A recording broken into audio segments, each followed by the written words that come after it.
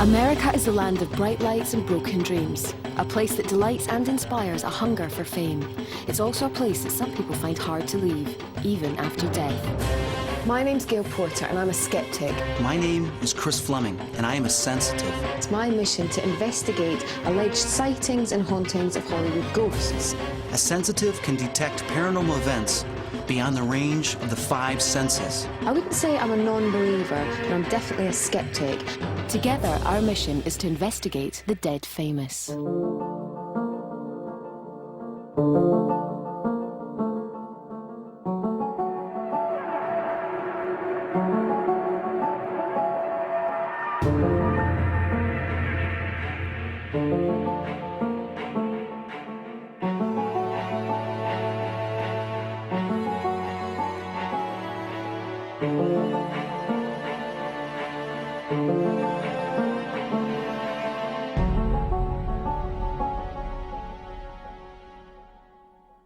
Marilyn Monroe is one of the most iconic figures of modern times. Born Norma Jean Mortensen in 1926, her brief life saw triumph and tragedy. Marilyn's ghost is said to still haunt Hollywood, the place where she was born, lived, worked, and died. Will we be able to feel her presence by visiting the places closest to her heart? And will we find proof that the spirit of the original blonde bombshell lives on in more than just the hearts of the people who loved her? In 1962, Marilyn was found dead at her Helena Drive home in LA. She had died in her bedroom and was only 36 years old. The world was left in mourning, yet she remains loved and respected amongst her fans worldwide. Chris and I were fully aware that our investigation to track down Marilyn's spirit could be an emotional roller coaster. I mean, that's too soon. That's too soon for anything to happen. But were we fully prepared for what would happen over the next few days? I don't like this. What's that sound we're hearing? I'm out of here.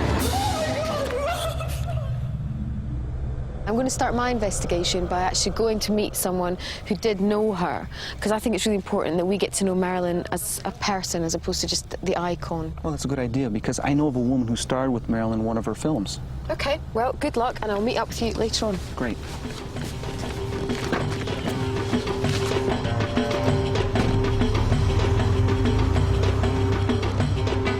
I started my investigation over in West Hollywood, where I tracked down legendary hairdresser Mickey Song. In 1962, he got his best gig yet, doing the hair of the entire Kennedy family and that of Marilyn's on that infamous night of Happy Birthday, Mr. President. Mickey's home is a shrine to Marilyn, and a room has been converted into a copycat salon. This is my workroom. It's a picture of when I did Marilyn's hair. Aha, so that's the flick that you were talking about. That's the flip, yes. You see, That's very in those nice. days, that was called a wing. So this was kind of my trademark, as I said, and I definitely wanted to use it on her. What kind of hair did Marilyn have? Was it quite easy to work with? Or? Yes, it was very highly bleached, and in normal state it was very curly, but it had already been set and it was smoothed out, but it was almost white blonde. Right. So it was fragile, because, you know, when you bleach hair that highly, it can be very damaging. The reason that we're here is because we are hoping to get something, a sighting, contact, anything with Marilyn, and I'm a bit of a skeptic. What do you think are our chances of coming across anything? Or I think you might be surprised. You might get more than you've even asked for. I think she could come back or show us a sign anyway. The place that most people have said that they have really seen her come back to is the Hollywood Roosevelt. It seems that they have a mirror that I guess she was either in her room when she stayed there, or at least that she used it for something. And I know that they've said that housekeepers and some of the clients have walked by and supposedly seen her reflection in this mirror. have you been there? I've been there, but I haven't seen the reflection. But I would love to. It would be fabulous to see her again. What would you ask her? What happened? What really happened to her? And why is that her time was so short? And in one way, it's good because we never will know what she looked like old, and she'll always be remembered beautiful and young. I hope that she remembers sometimes how great she really was. Meanwhile, Chris went to meet Penny McGuigan, who co-starred with Marilyn as a trumpet player in Some Like It Hot. Some Like It Hot was Marilyn's most famous film. Made in 1959, Tony Curtis and Jack Lemmon play two musicians who witness a mob hit, then flee the state in an all-female band disguised as women. Marilyn plays Sugarcane, a member of the band and the object of Curtis's affections.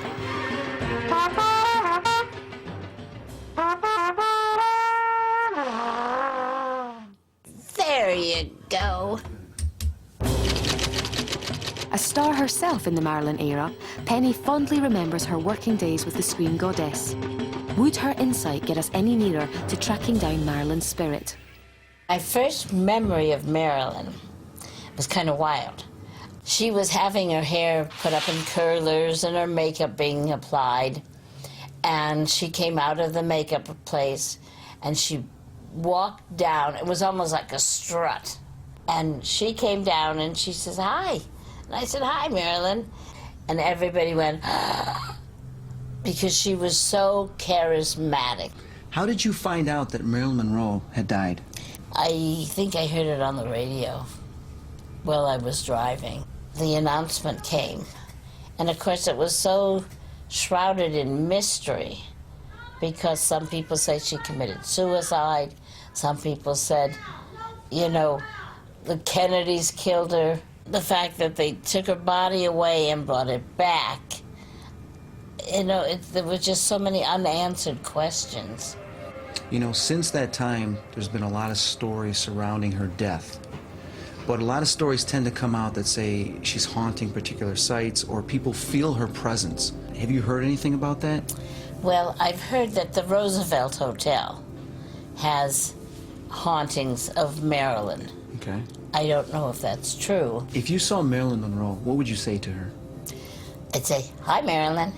Good to see you. And you still look wonderful. What have you learned since passing on? What are some of the mysteries that you now know? What goes?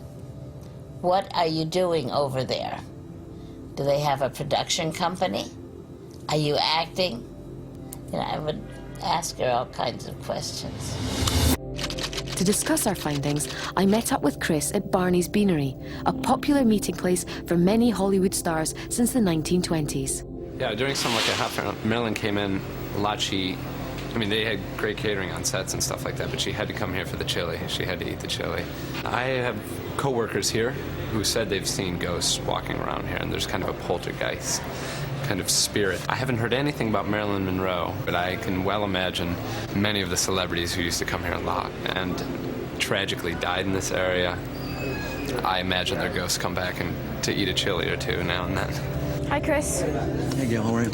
Yeah, I'm good. I had a good day. Interesting day. How was yours? I actually met with Penny McGuigan. She was in a movie with Marilyn Monroe.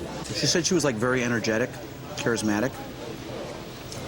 So I'm wondering that this attention factor, if it has anything to do with, she can carry that over on the other side, and she still wants attention. Okay, well, when I spoke to Mickey, he thinks that he thinks it'd be quite likely that she would come back, and if she did come back, he thinks that she would be wanting to thank everyone for loving her so much. Really? Yeah. I don't know. I mean, do you think that people are so in love with her persona that they actually want to believe that she might come back, and that's it? Well, I think everybody would want her to come back, but the question is, has she come back? You did say that there have been reported hauntings in the Roosevelt Hotel. You know, Penny did say something about, actually, the Hollywood Roosevelt. Did she? Hang on. Let's listen to this. Well, I've heard that the Roosevelt Hotel Yeah. has hauntings of Marilyn. I don't know if that's true. So we had a lead, the Hollywood Roosevelt Hotel. According to our two interviewees, this 12-story luxury hotel for the rich and famous has one very important ghostly client, Marilyn Monroe. Would this be the place we'd find her spirit? And if so, what message would she be trying to get across? I'm done. Is it good? It is good. So we were on our way to this infamous hotel to investigate whether the stories of ghostly sightings were true. Was Marilyn really there? Or was it all down to the fantasy of the fans that loved her? And would Chris and I be prepared for what we'd experience while spending a night in two of the most notorious rooms? I mean, that's too soon. That's too soon for anything to happen. It could be haunted. What the hell was that? I'm not happy. Absolutely not happy. I want to get out of here.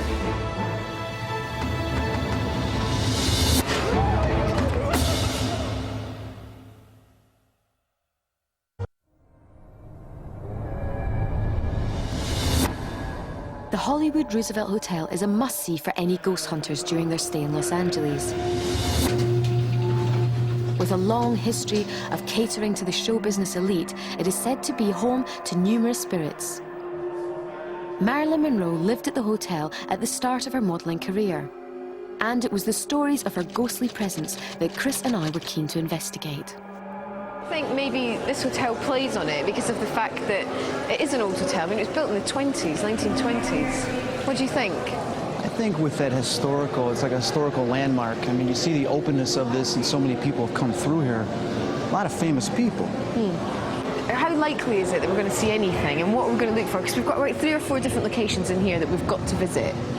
Right. I would say that we probably go to those locations because any situation that deals with a paranormal anomaly, if we go to that location first, we're going to test and see if we feel anything that's still there. Okay, come on then. In 1984, the hotel underwent a $12 million restoration program. Afterwards, paranormal activity was said to increase. Annie Agamalian, the hotel spokeswoman, was on hand to fill us in on these ghostly reports. First stop was the infamous Marilyn Monroe mirror that used to hang in her hotel room. Maids have reported seeing reflections of a sad blonde woman.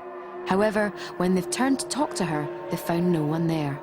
We've had psychics and people that contact spirits come by and say they sense a feeling of sadness when they look in the mirror. I'm just wondering if that energy that they're actually picking up is associated with some type of imprint that Marilyn Monroe may have left into this mirror. If she was going through any depression or any sadness, she could have stood in front of this mirror many times crying and releasing that energy, releasing that emotion. And it's always known that crystals or mirrors tend to absorb certain energies, and it could be possible that she may have left that imprint on this mirror. The most famous room at the hotel is the Blossom Room, home of the first ever Academy Award ceremony in 1929.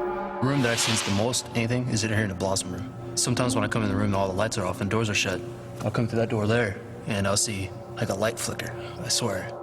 Unexplained light movements and a cold spot, which is about 10 degrees cooler than the rest of the room, is supposed to linger at the bottom end of the hall.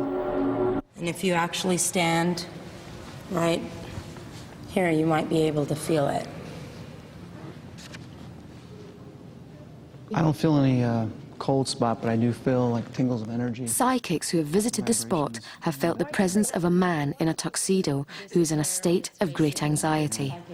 Okay, here's a cold spot. Gail, come here. I feel like right here, I feel just totally different. And I checked the door and there's no breeze coming through at all. I don't see any vents at all, but right here, I just feel like tingling. All right, something's moving around. I mean, it's moving around. I mean, I'm not kidding. I'm just wondering if it's, you know, I'd like to come in here with equipment later and see if I could pick anything up.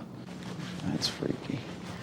Another ghostly sighting has occurred at the hotel's poolside, where security guards are said to see ghosts take a late night and early morning swim. The pool was also where Marilyn had her first ever commercial photo shoot. Could it have been her presence seen swimming in the pool? We used to have a diving board here, and Marilyn Monroe did her first suntan lotion advertising commercial. And it did so well, she decided to stay here for 2 years in that room, which is cabana number 246. Hotel staff have mentioned peculiar events that have occurred from Marilyn's room, such as the phone ringing the switchboard when the room is vacant, and messages being left but no one there. And patrons have reported music playing while they've been sitting in the bath. 2 years, quite wee to stay in for 2 years. She's got a pretty good view of the entire pool. Do you think that's why she maybe liked this room, to sort of watch everyone? And Definitely. And her mirror actually used to be right against this wall over here. Right here? Yes. how do you feel just generally in the room? Well, when I first walked in, I just smelled something. It was like a faint, but then it was strong and then it was gone. Like, ew, I can't even place what it was. Wasn't a good smell, but everything's fine now. The last room that Chris and I were eager to visit was the Montgomery Clift Suite on the 9th floor, known to be the most haunted room in the hotel. Montgomery starred in the film The Misfits with Marilyn, and they were friends while staying at the Roosevelt. Maids have reported something cold brushed by them, felt a presence watching them, and something walked beside them. One resident reported waking up to find Clift in bed with her, and a psychic has awoken to find the actor sitting in the corner of the room watching him. I mean, I would like to come back here later at night when the energy in this hotel is dying down from the physical realm. What do you think are the rooms that are most interesting to you? Well, definitely this room would be interested to me because I would like to see what happens once the sun is down. The other room would be Marilyn's room to see if there's any energy still there. And then definitely I felt something in that ballroom that we were in, the Blossom Room. That would be a place we want to check out tonight. As nighttime fell, Marilyn's image was everywhere to be seen on the streets of LA. Would we come into contact with the real her, in the place she so obviously loved to stay? And would we experience any of the many other Roosevelt spirits? Chris was confident, but I needed a parapsychologist to provide a rational counterbalance. My name is Dr. Barry Taff, and I've been a parapsychologist for the last 34 years. A parapsychologist, by definition, is a scientist who has dedicated much of their scientific research and exploration into the field of what we call now the paranormal. It ranges anywhere from such things as telepathy and clairvoyance and precognitions, poltergeist hauntings, doppelgangers, things that go bump in the night. I'm a skeptic and I really would like to believe. So is there anything that you can give me some advice? Initially, I'd say keep an open mind. Secondly, I'd say don't let it be so open that you're naive or gullible about something, because before we assume something's paranormal, we have to rule everything else out. Of course. There are instruments available that can record some changes in the environment that might correlate with this phenomena. Because I know that you've got a bag full. You may be familiar with these, Barry. We've got a thermal scanner, which we use to detect maybe any cold spots, temperature drops, and also the EMF detector, which is great. What does that mean? What the theory is that whenever a ghost manifests itself, it creates electromagnetic disturbance. If there's any type of flow or energy, this may pick it up. Okay, let's go. I'm not scared. I'm not scared. And first stop was the Blossom Room. I walked over here, I didn't feel the cold right away. All of a sudden I felt like the energy and there was all this tingling, and I was amazed by that, so I started to walk over here, then I felt a cold spot that was going around me, through me, and everything, and I realized, wow, she is right what she's saying. Right now, I don't pick anything up. I don't feel any cold spot. I'm not feeling anything at this particular moment. And what about your meter? No, the meter is just making some standard movements, not anything out of the normal. You have to understand that these types of phenomena are evasive, first of all, and they're transient. They could be there one day, 1 hour, not be there the next hour, the next day. What? Nothing. I haven't felt anything, and I'm a little upset about that, because before I did feel something in that spot, but now I'm not picking anything up through my walkthrough. Let's go to Marilyn's room. Okay. Even though Chris had not felt any apparitions, when looking back at the nighttime camera, we did see an object moving on its own behind my head in the so-called cold spot. This was at the same time Chris thought he saw a light flicker. What? Nothing. It was just a reflection of here. I thought I saw like a little spark. We have no idea what this particular moving light is. Could it have been an orb? Orbs are believed to be the most common configuration pattern for the spirits of the dead. The sphere is considered the ideal vehicle for moving about and may represent one or more spirits or souls.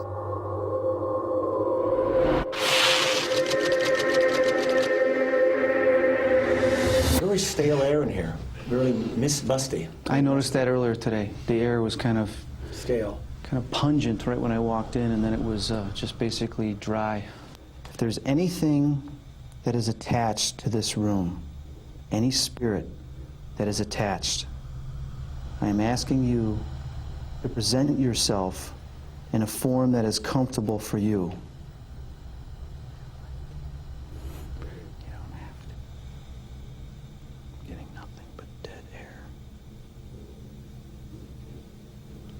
I'm not feeling anything. I'm here. not No feeling pressure. anything.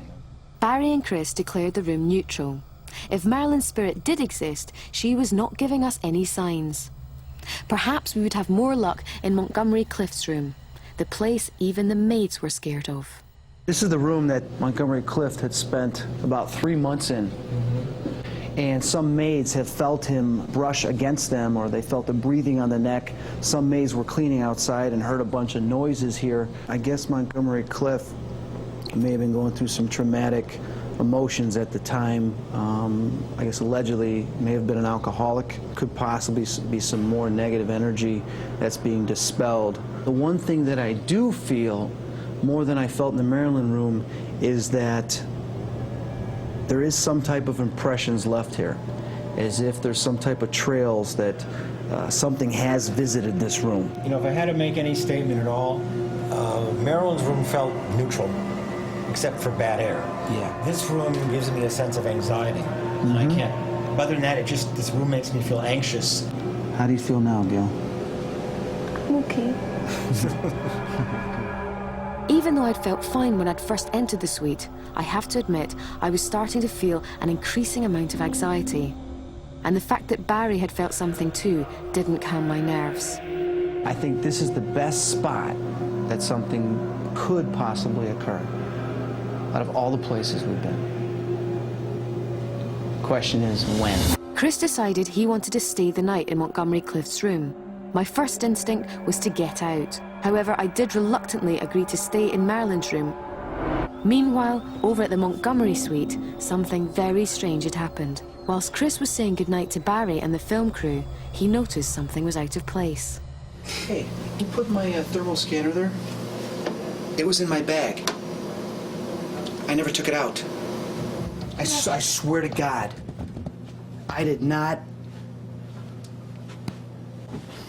I'm standing right here, and I just give them the camera, and I'm looking, and I just look down, and I'm looking, what the hell's that? I go, oh, that's my thermal scanner. Gail must have put it there when she walked out. And I'm like, okay, fine. Why would you put it there? That's the thing. Why wouldn't you give it to you? Did any of you take the scanner out and put it? I didn't even know it was out. I mean, I just assumed it was in the bag. We put it downstairs. Well, it did something, and it's... And a port. Fuck. I mean, that's too soon. That's too soon for anything to happen.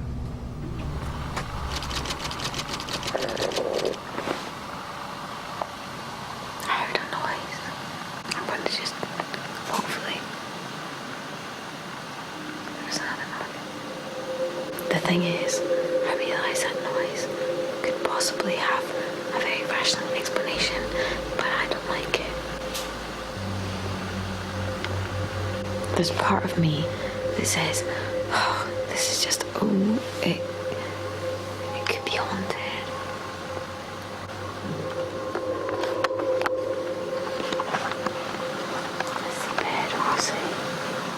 There's a very odd feeling in here. I just wish there was someone here.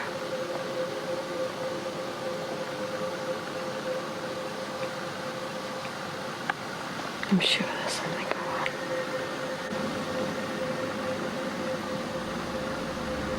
I'm out of here. I don't like this. I'm not happy. Absolutely not happy. I want to get out of here. Oh my God, I can't even see. I can't see. I can't see anything in this place. Yeah, it's you. It's me. Thank you. Goodbye. 2 minutes after midnight, I'm at the Hollywood Roosevelt.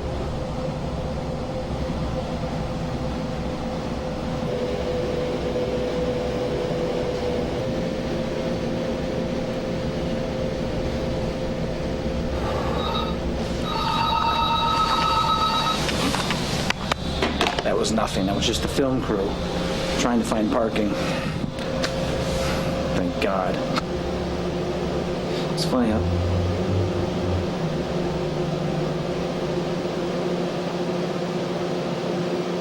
What the hell was that?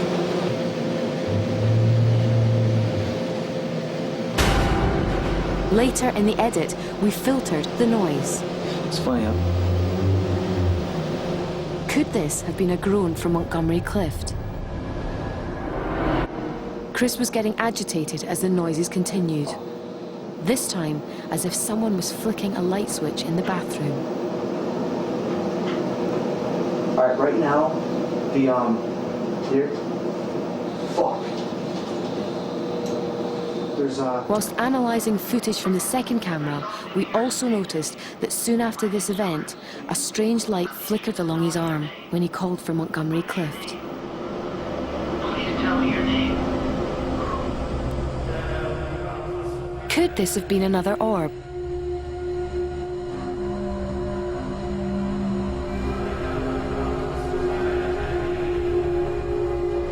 All right, I just heard something like a.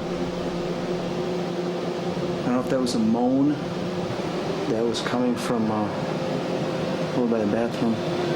I don't like the bathroom. Amongst the Hollywood elite, it was rumoured that Montgomery was an alcoholic and spent a lot of time in the bathroom because of this. Now my ears, I feel pressure in my ears right now. Right around my neck and in here. I don't know for sure, but I heard something. I hope Gail's having fun.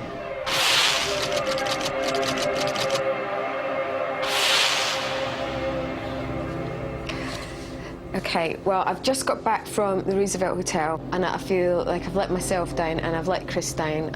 It was something that I thought I would be quite comfortable with and quite at ease with, and I'm not. But I'm just gonna think about it and then get some sleep. Even though we'd experienced some unexplained phenomenon at the Roosevelt, our investigation had not got us any near to Marilyn Monroe's spirit. So nothing could ever have prepared us for what lay ahead. Marilyn, is this Marilyn Monroe? Are you the spirit who's with me? Did you hear that sound? What's that sound we're hearing? Marilyn, can you tell me who the person was that was talking to you while you were dying?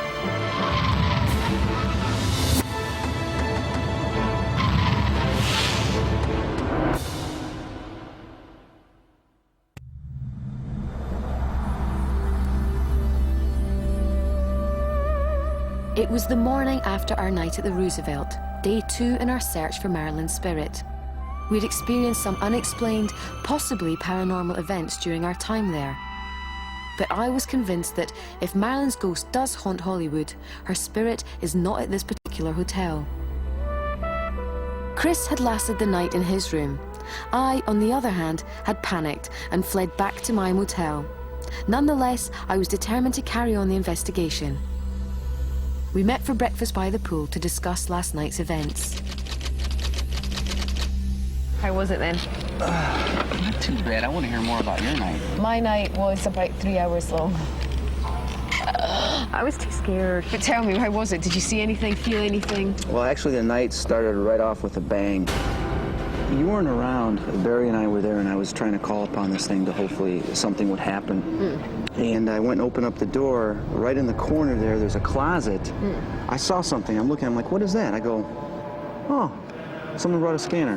So it looks like my scanner. Wait a minute. That is my scanner. And I'm like, I never took it out of my bag. Could it not have fallen out your bag? There's no way. How? Because my bag was in the other room. So what about the rest of the night? But while I was sitting there talking to the camera, I kept hearing some noises in the bathroom. It's funny, huh? My hairs on my arms started to stand on end, and I felt a lot of like little energy around me, a little tingling, a little bit of a cold spot. I kind of freaked a little bit, I must admit. And then it like died down, and I'm like, come on, come on. So the rest of the night, it kind of was like a downward spiral, but I made it the whole night. Yeah, at least I tried. We left the Roosevelt. I'd heard of a practice called psychometry, and I wanted to see if getting closer to Marilyn's possessions would get us in touch with the lady herself. I'd asked a collector of Marilyn memorabilia to help us out.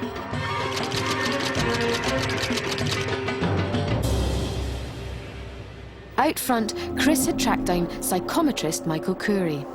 Psychometry is the gift of being able to hold an item in my hands, and for some reason my left hand is more sensitive than my right. I absorb the information from it. Metals, wood holds energy. I can close my eyes, I go into a light state of consciousness called a trance, and that energy sort of gives me symbols. It materializes in the way that I'm able to decipher and give information about who owned the pieces and where they came from before. Greg Schreiner is the president of the Marilyn Remembered fan club. He is also a huge collector of anything Marilyn. It seems like it was almost Marilyn's spirit guiding things to me, because people kept calling him saying, I have this item of hers, would you be interested? And through magic, I was able to get some of the items I never dreamed that I'd be able to own. Now, you haven't seen any of these objects yet that we're going to show to you. No. What do you think you're going to get? I have no idea. I won't know until I actually touch them and start to feel the presence of, the vibrations that are around them. I have 5 of her gowns, I have a lot of her furniture from her last home, and I have a lot of personal effects of Marilyn, including scripts, contracts, checks, jewelry. I mean, it's amazing. I can't believe how lucky I am. We'll just have to wait and see what happens. But it'll be very interesting if she does come through.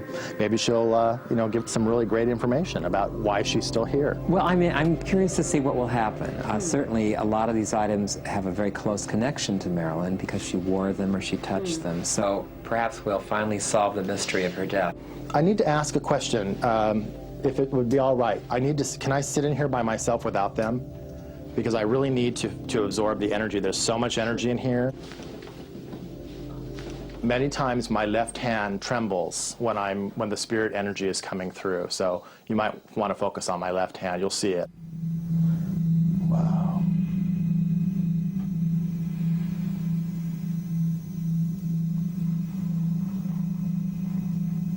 Yeah, very strong. So there's a lot of energy here. Marilyn, is this Marilyn Monroe? Are you the spirit who's with me? Marilyn, is this you? Give me a sign. Let me know that it's actually you. Did you hear that sound? What's that sound we're hearing? What happened then, Marilyn? Tell me what happened to you then. I'm getting the letter E very strong. There's an M, E-M. Who is E-M? She's wearing a white dress, but she's not a nurse. She's not an official nurse. Marilyn, can you help me here? This was her nurse, or a woman who acted as her nurse? Her housekeeper was named Eunice Murray. Okay, all right. Well, I'm just going to have to ask, is she associated with your death in some way? Eunice Murray was hired in 1961, a year before Marilyn's death. Okay, all right. Okay, calm down. Calm down. Okay. According to some reports, it was Eunice who discovered Marilyn's body. She says, that's one of the reasons I have stayed behind, is I want people to know the real truth behind my life. She's saying I didn't have to die, I could have been saved if it wasn't for that asshole Peter Lawford. Rat Pack actor Peter Lawford was alleged to be the last person to speak to Marilyn. It's okay. Just in your mind, talk to her and tell her that we're here to help her. I just felt stuff going through my blood, like sickness, like chemicals and shit. She knows she was slipping away. Okay, let's ask her, since we know she's here, let's ask her who that person was. Marilyn, can you tell me who the person was that was talking to you while you were dying? Was it Eunice? Okay, that's definitely a yes. So it was Eunice Murray? Okay. She didn't want to die. She didn't want to die. She wasn't ready to die yet. The thing that I saw, which is weird, is I tend to pick up the emotions or feelings surrounding what was just going on, as if I slipped into that person, or that person slipped into me, and I saw just frustration, upset, as if she was slipping away, trying to grasp on, as if the medication was going through her body, and there was someone standing above her, which I saw a female standing above her, trying, to talk to her, trying to keep her, coherent and everything. And Marilyn was trying to hold on. She was trying to stay in her body, trying to stay awake, and she couldn't. She just slipped away. Mm-hmm. And I felt that sadness, like, no, I don't want to go. What's happening to me? I can't believe you're doing this to me. Why are you doing this to me? And the person was talking, but she was losing consciousness and being able to totally hear exactly what the person was saying. And I felt myself in that role. Do you want to take a bit of a break? I mean, there's obviously a lot of energy in this room at the moment, and it's affecting Chris and it's affecting you. Right. Is there any way that we can use this energy to get more information? I mean, I don't think we should carry on just now. I think maybe we No, need I think what we need to do is we need to do a communication circle, which is my term for a seance. The actual events that surrounded Marilyn's death will probably never be known.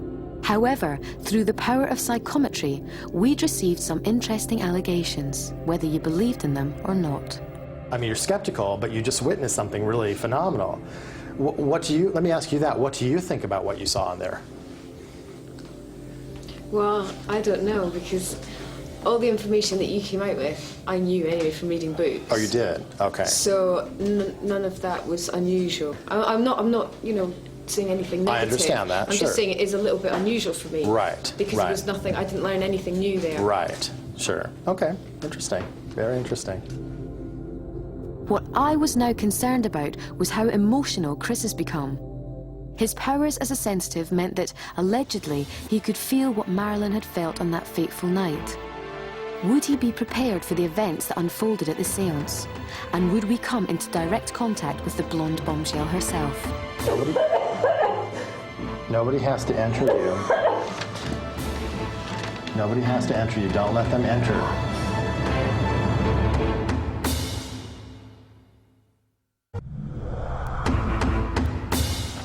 Night had fallen on Los Angeles, and our quest for the ghost of Marilyn was coming to a climax. I'd been intrigued by what our investigation had uncovered so far, and Chris especially seems to have been touched by what he's felt. We'd agreed to hold a séance at Greg Schreiner's home in the presence of Michael Curry and members of the Marilyn Remembered fan club, in the hope that the spirit of Marilyn Monroe will at last make her presence felt. So tonight we're going to have a séance held by you and Michael. What exactly does that involve? Basically what's involved is we have a bunch of individuals around a table. We join together our energies by holding hands. Once we've done that, we try to cleanse the room, which means give a protectant around there, like a white light. Protect us from any negative energy that might come forward. What can we expect? Actually, there's a lot of things we can expect. I don't know for sure we're going to see things moving around the room or anything like that, because we've already established a communication link with Marilyn. As non-believers are not allowed in the circle, I'm going to be on the outside looking in. I've invited Barry along from Roosevelt Hotel, and he's going to talk me through everything that's going on. So I really hope that Marilyn comes through for you. Okay, good. Why are you scared? I'm not scared. Don't be scared. As a parapsychologist, it was Barry's role to check the location and frisk the participants to ensure that there could be no trickery. Trying to just establish some rudimentary controls here. They'll block the door so no one will come in and surprise us. For given this as a living residence, this is the best control we can hope to establish without, like days or hours of preparation. And with everything set, it was time for the séance to unfold.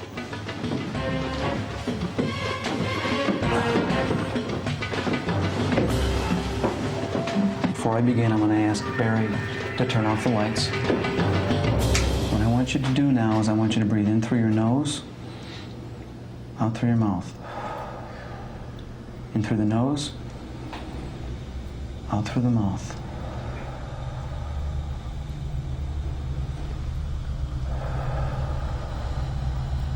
I want everybody to begin thinking about Marilyn. Marilyn, we think of you, and we ask you to come forward.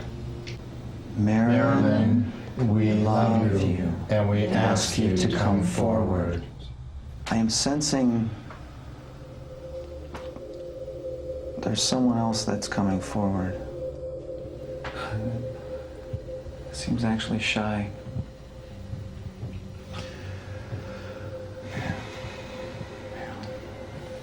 I'm getting the name Johnny. He's wondering why we're not inviting any other spirits to come through, because he says the house is full. He says that each of us have guides with us, and they are behind us. And he's here for Gail. The little girl's near you too. She's on your right. She likes your energy. I feel the call. Mm-hmm. Wow, they're coming from everywhere. I'm getting very cold on my side, on my left. Each of you focus on Marilyn again. See her in your mind. And let's all envision her in that white dress. But I sense Marilyn. I feel Marilyn. Let her know that it's okay, she's among friends. Let Marilyn know that we want her to be among us. We want to feel her energy. Come and be with us, Marilyn. All of a sudden, the room was filled with a strong scent of perfume. It is a known fact that Marilyn's favourite perfume was Chanel No. 5. Very strong. Could this be her scent? It's like gardenia, like old gardenia or blue gardenia or something like that. Something an old lady would wear. According to Barry, there appeared to be no logical answer. It's really strong right here. I smell it too. I feel strong presence to my love. Little girl just giggled.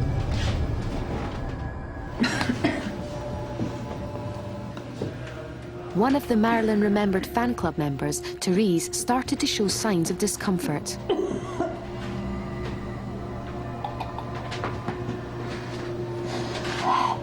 Do you need water, Therese?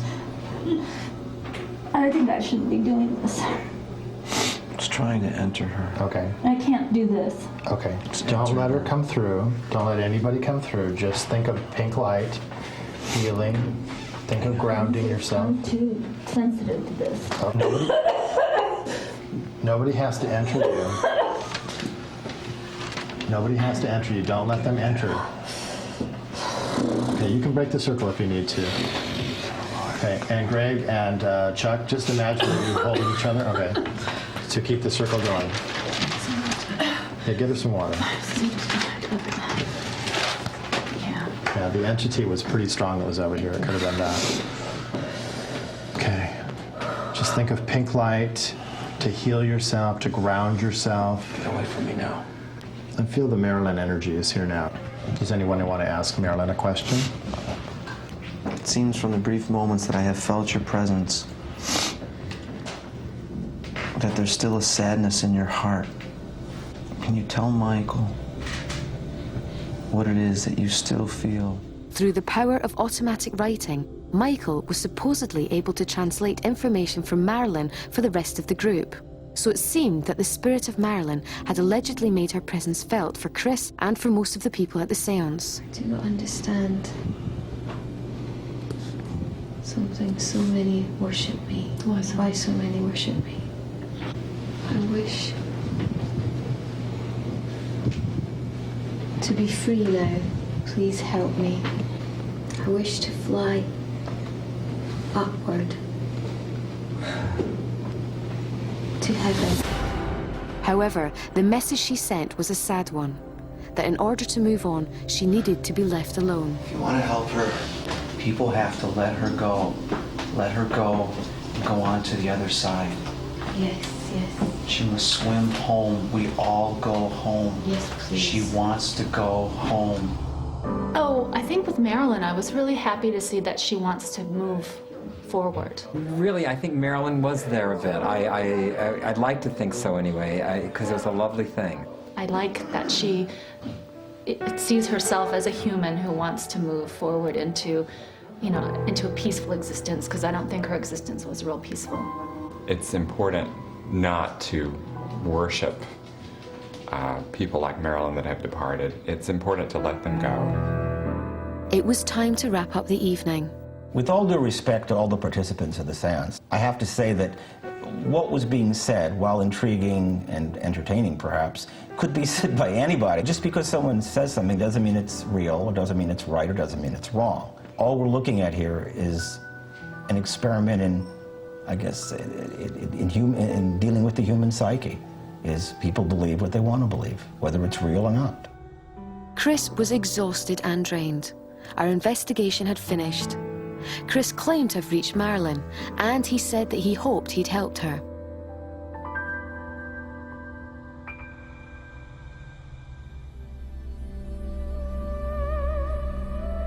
The following morning, Chris and I met up at our base to discuss our findings. During this investigation, our main purpose was to find Marilyn Monroe. And after last night, I felt that I did. What do you think? Well, I'm glad that you did.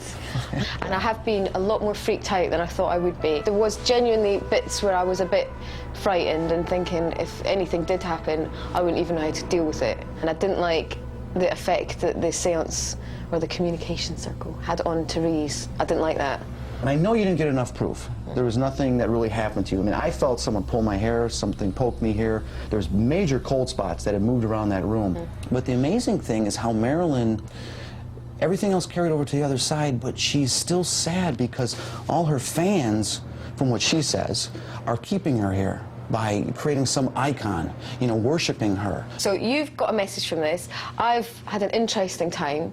But I hope that during one of these investigations that something manifests or something moves or makes a sound or even touches you to give you a little bit more concrete proof. As long as it's not you. That's right, it won't be. It was time to pack up and move on to another investigation. Who knows what the future would hold for us, but one thing was for sure. I was expecting the unexpected.